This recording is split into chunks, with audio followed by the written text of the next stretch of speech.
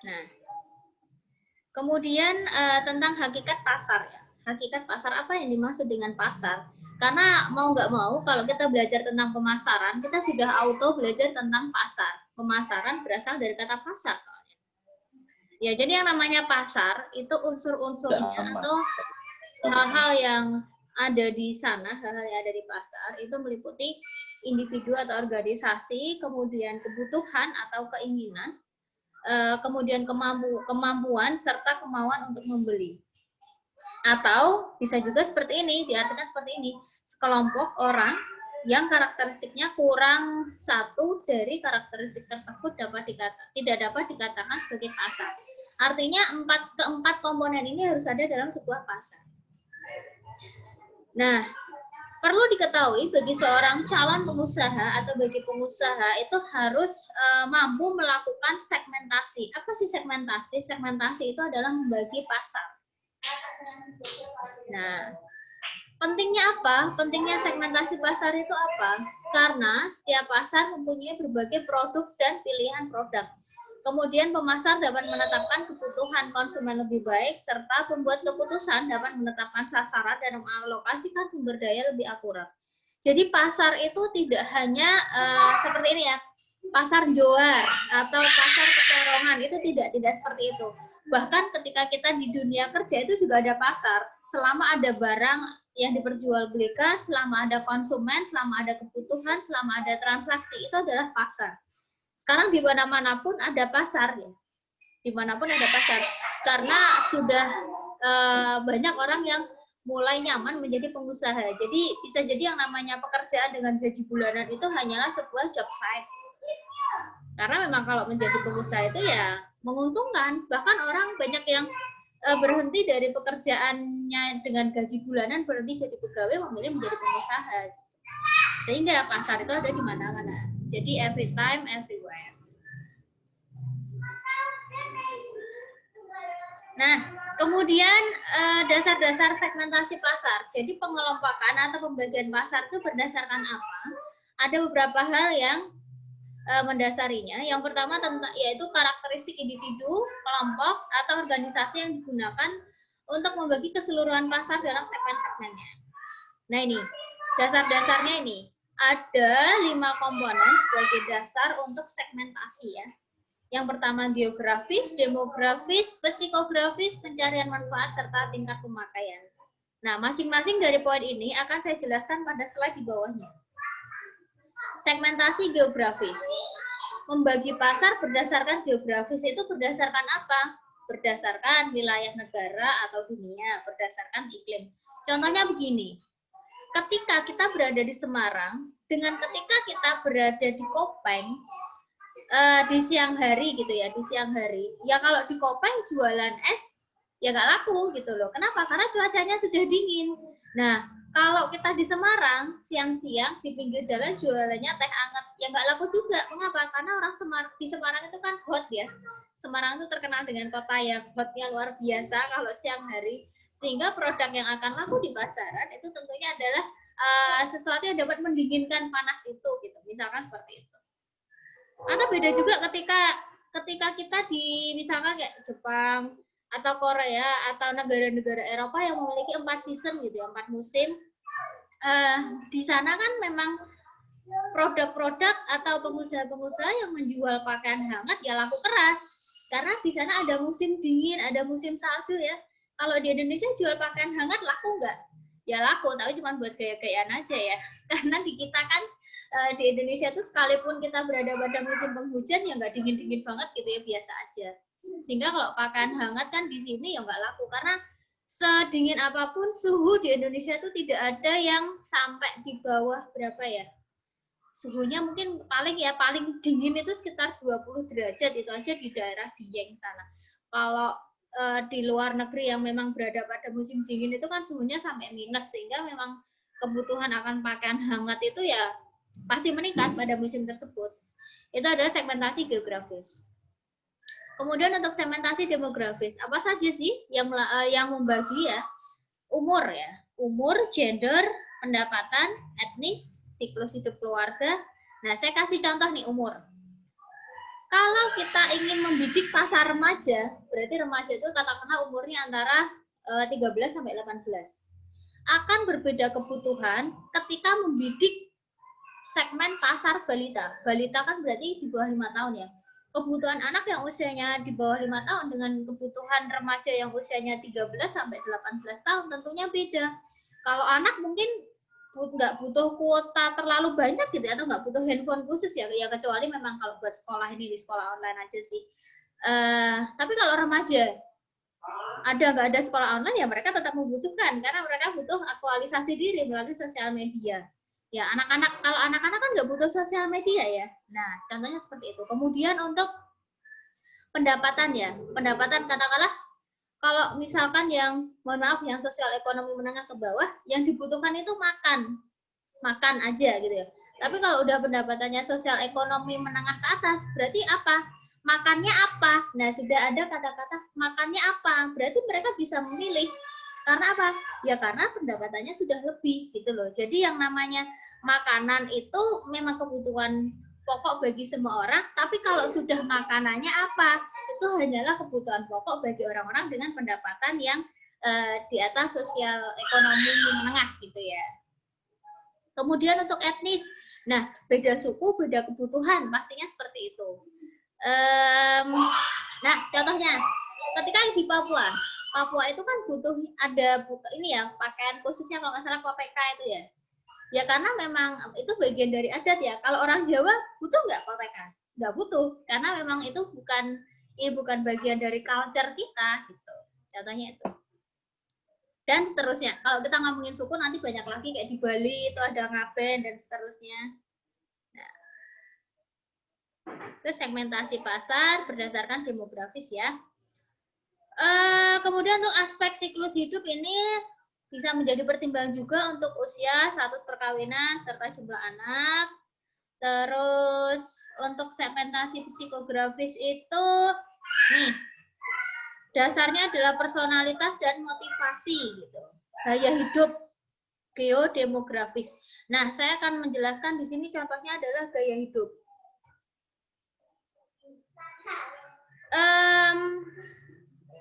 Tahu coffee shop ya? Semua orang pasti tahu coffee shop ya. Kalau dulu orang pengen kopi ya bisa membuat kopi sendiri di rumah atau datang ke angkringan atau datang ke warkop gitu. Tapi kalau sekarang gimana? Sekarang kebutuhannya sudah tidak lagi itu ya. Orang datang minum kopi butuh suasana yang nyaman, butuh istilahnya aktualisasi diri untuk sosial medianya, kemudian butuh rekan gitu, butuh untuk meeting dan lain sebagainya. Kan sekarang kalau meeting nggak cuma di kantor ya, tapi dimanapun bisa. Nah, platform gaya hidup yang seperti ini membuat para pengusaha untuk berlomba-lomba menyediakan ruangan khusus, menyediakan kafe-kafe dengan kekhasannya masing-masing, dengan varian harganya masing-masing, ya seperti itu. Itu contoh dari segmentasi psikografis. Nah, kemudian kalau aspek geodemografis itu penggabungan ya, penggabungan dari segmentasi geografis, demografis, dan gaya hidup. Oke. Silakan yang belum dinyalakan, kameranya dinyalakan ya. Mbak Lina, Mbak Nabila, siapa lagi nih? Mbak Niken, Mas Angger, ya, Mbak Raras, oh sudah, Mbak Kurun, Mbak Sartika, ya, Mbak Rizka, Mbak Okti, Mbak Vika, silahkan dinyalakan dulu kameranya. Ya, supaya saya bisa kontak juga nih dengan Anda. Jadi kita tetap merasa kita berada pada kuliah di ruang kelas supaya kalau videonya dinyalakan. Oke, saya lanjutkan. Nah, kemudian segmentasi manfaat. Proses ini maksudnya begini, proses pengelompokan konsumen dalam segmen pasar disesuaikan dengan manfaat yang mereka cari untuk produk tersebut. Jadi tergantung manfaatnya itu, segmentasi manfaat. Lalu segmentasi tingkat pemakaian itu adalah membagi pasar berdasarkan jumlah yang dibeli atau dikonsumsi, kemudian membagi pasar berdasarkan tingkat kesenangan atau fanatisme.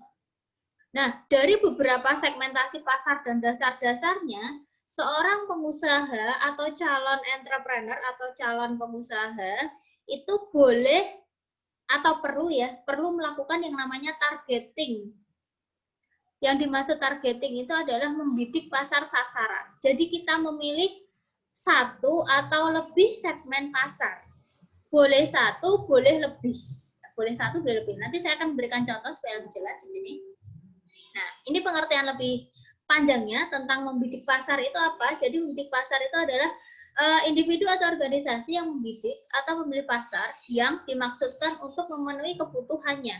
Jadi pengusaha gitu ya, pengusaha dengan apa ya, timnya itu kan organisasi ya. Jadi memilih satu atau lebih segmen pasar. Nah, gambarannya seperti ini. Segmentasi pasar itu digambarkan seperti kotak-kotak yang bertingkat seperti ini. Ada 3 strategi dalam melakukan targeting atau membidik pasar. Yang pertama adalah strategi tidak membedakan. Yang kedua strategi terkonsentrasi atau memilih satu segmen. Yang ketiga adalah strategi multi segmen. Contohnya begini, ketika seorang pengusaha itu membuka usaha seperti ada swalayan, dia membedakan segmennya enggak? Saya jawab tidak. Mengapa? Karena ketika kita melihat siapa saja yang masuk ke ada swalayan, itu ada mulai dari sosial ekonomi bawah sampai atas ada, umur bayi, ibaratnya bayi sampai lansia ada kebutuhannya di sana. Kemudian mau musim apa saja ada gitu ya. Itu yang dinamakan strategi tidak membedakan. Kemudian kalau strategi terkonsentrasi itu memilih satu segmen. Contohnya begini, ketika seorang ibu atau seorang pengusaha wanita membuka usaha seperti contohnya ini ya, Dian Pelangi itu. Dian Pelangi itu kan seorang desainer muslim ya. Yang dibidik siapa? Yang dibidik tentunya adalah wanita muslimah. Nah, itu contoh dari memilih satu segmen karena produk-produk yang dihasilkan adalah baju muslimah, hijab, kemudian mungkin pakaian yang wedding dress-nya adalah wedding dress yang memang khusus untuk muslimah. Nah, seperti itu. Jadi hanya memilih satu segmen saja. Kemudian untuk sneakers, misalkan pengusaha sneakers seperti Dokter Cipeng itu ya, Dokter Cipeng, Dokter Tirta itu ya. Dia membidik pasar orang-orang yang memang suka pengguna sneakers gitu. Jadi memang, tapi kan tidak semua orang itu suka dengan sneakers ya. Tapi yang dibidik itu dan memang bidikannya saya rasa itu sangat tepat karena dewasa ini kan orang tuh butuh untuk ini ya mobilitasnya tinggi sehingga penggunaan sneakers itu ya merupakan pilihan yang tepat. Ya mungkin itu yang dilihat oleh Dokter Tita. Kemudian strategi multi segmen ya. Strategi multi segmen itu maksudnya punya semua segmen. Jadi menjual seluruh barang dengan segmen pasar yang berbeda. Jadi bedanya gini, kalau strategi tidak membedakan itu pokoknya menjual barang, satu barang tapi bisa dipakai oleh semua orang. Nah, kalau multi segmen itu gini, itu adalah contoh perusahaan. Contohnya adalah perusahaan besar seperti Hairil Tanjung ya, Citigroup. Dia punya usaha banyak sekali dengan segmen pasar yang berbeda-beda itu strateginya multi segmen. Tapi jarang sekali dipakai di sini. Kalau pengusaha pemula, saya sarankan lebih yang di tengah, karena nanti Anda akan memiliki ciri khas. Oh, kalau mau cari hijab ke sini. Oh, kalau mau cari sneakers ke sini. Oh, kalau mau cari misalkan selondok misalkan. Oh, ke sini. Jadi strateginya tuh benar-benar terkonsentrasi satu segmen sehingga akan memberikan label pada si pengusaha itu. Jadi kalau mau cari barang X, ya datangnya ke si A gitu loh. Nah, ini tadi sudah saya jelaskan ya. Nah, kemudian saya lanjutkan lagi. Yang ketiga adalah memposisikan produk atau positioning. Jadi yang dimaksud positioning itu apa? Yang dimaksud positioning itu adalah menempatkan produk atau merek yang menempati dalam pikiran konsumen secara relatif dalam upaya persaingan. Nah, ini perlu sekali pengusaha itu benar-benar paham bagaimana melakukan public speaking seperti yang sudah diajarkan pada saat dulu mata kuliah dasar kewirausahaan. Nah, ada kaitannya kan ya mata kuliah yang dulu dengan sekarang. Nah, contoh memposisikan produk itu seperti logonya Speedy ya. Speed you can trust. Jadi logonya itu sudah mencerminkan bahwa produknya itu memang expert di jaringan atau koneksi internet. Terus connecting people. Nah, connecting people itu slogannya Nokia. Artinya apa? Artinya dengan device Nokia ini setiap orang akan terhubung every time, everywhere ya. Nah, kemudian yang keempat adalah tadi kan kita sudah belajar tentang segmentasi pasar, targeting, kemudian positioning. Nah, kemudian yang keempat adalah diferensiasi produk. Itu juga bagian dari pemasaran. Diferensiasi produk itu maksudnya apa? Diferensiasi produk. Oh, sebentar. Mbak Lina, ada apa? Mengangkat tangannya? Atau kepencet ini mungkin Mbak Lina? Maaf, terpencet. Oh, ya sudah. Iya. Enggak apa-apa. Silakan di-mute lagi ya. Oke, silakan di-mute lagi ya. Terima kasih. Ya, yang dimaksud dengan diferensiasi produk itu adalah suatu strategi posisi yang digunakan perusahaan untuk membedakan produk-produk mereka dari pesaingnya. Nah, ini sangat nyambung dengan tadi segmentasi yang terkonsentrasi. Jadi memang sekali lagi saya sampaikan bahwa ketika pengusaha itu ingin sukses di awal ya, maksudnya nanti sih bisa berkembang, tapi pada awalnya perlu sekali pengusaha itu berkonsentrasi pada satu produk saja, sehingga itu akan menjadi label bagi pengusaha tersebut. Nah, kemudian ada istilah yang namanya marketing mix atau bauran pemasaran. Ini yang dimaksud bauran itu seperti ini. Jadi ketika melakukan sebuah promosi, untuk produk barang itu memerlukan 4 komponen yang dipromosikan. Yang pertama produk, price, place, dan promotion. Jadi mau mempromosikan produknya, harganya, tempatnya, atau mau mengoptimalisasikan promosinya.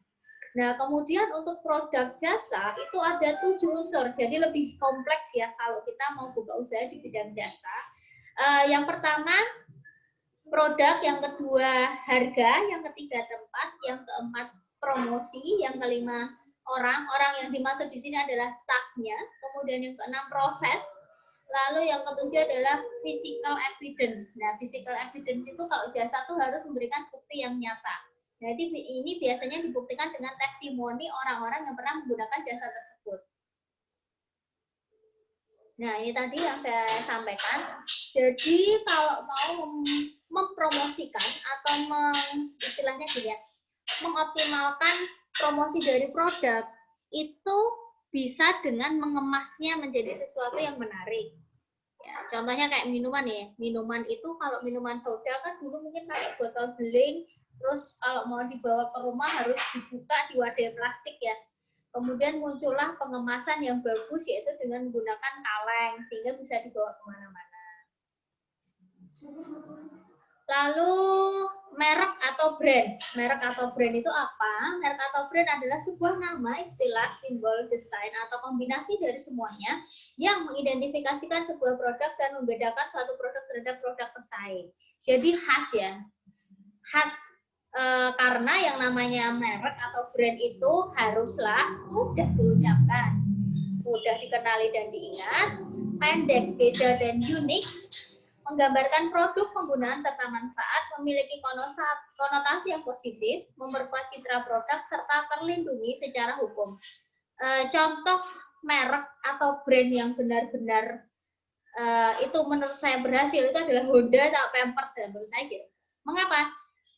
Honda. Orang kalau mau beli motor apapun pasti bilangnya gini, Honda-ne apa gitu ya. Hondanya apa itu kalau orang Jawa bilang. Bener nggak? Honda-ne apa? Padahal maksudnya tuh motor, tapi saking orang Indonesia tuh fanatik dengan yang namanya Honda. Jadi semua motor itu disebut Honda gitu ya. Bener nggak? bukan motornya apa, tapi Honda-ne apa? Oh, Hondaku Yamaha ya. Padahal sama-sama merek ya, tapi saking fanatiknya. Nah, kemudian kalau ibu-ibu Bahkan saya dulu juga masih bingung di awal-awal menjadi ibu. Saya pikir tuh yang namanya Pampers itu ya nama produk ya. Ternyata Pampers itu brand ya. Pampers apa? Padahal Pampers itu kan memang merek ya, merek pospak ya, merek popok sekali pakai. Tapi saking orang Indonesia tuh benar-benar ya tadi sudah fanatik kalau popok itu Pampers, akhirnya ketika menyebut produk serupa walaupun mereknya lain, jadi Pampersku Mami Poco kok. Padahal ya Pampers tuh ya Pampers sama Mami Poco sama-sama merek gitu ya. Nah, itu yang keren ya. Atau Ciki. Ciki ya, kalau dulu Ciki mau beli Ciki, pokoknya snack apapun yang apa namanya? semacam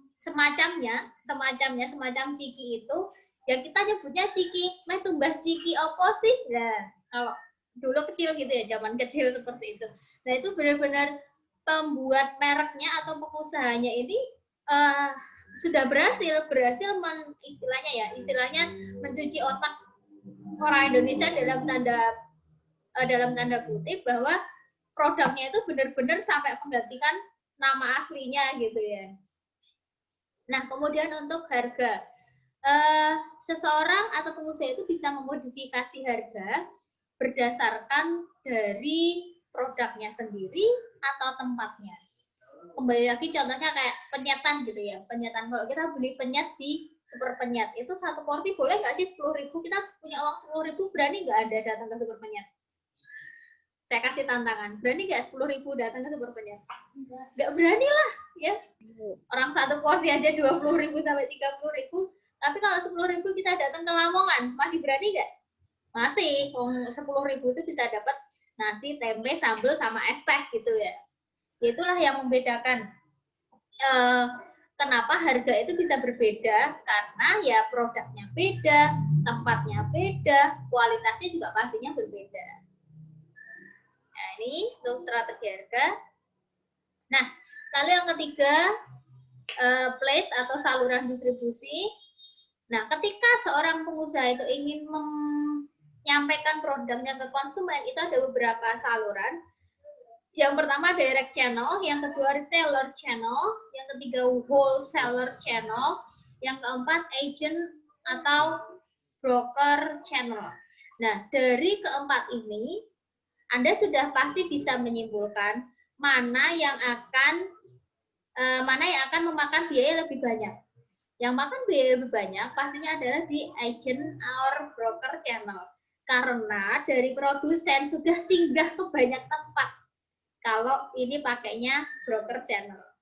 Nah, dewasa ini karena adanya platform e-marketplace like Shopee, Lazada, Blibli, dari produsen itu bisa langsung menyampaikan barang ke konsumen sehingga harganya lebih murah gitu ya, harganya lebih murah karena tidak harus singgah ke banyak tempat gitu. Ya, kemudian untuk promosi ya, promosi adalah komunikasi yang dilakukan oleh pemasar untuk menginformasikan, membujuk dan mengingatkan dengan tujuan mempengaruhi opini. Nah, promosi itu bisa macam-macam ya, bisa melalui iklan koran, majalah TV, kemudian bisa melalui public relation atau personal selling, kemudian menggunakan SPG atau SPB dalam sebuah promosi atau membagikan sampel.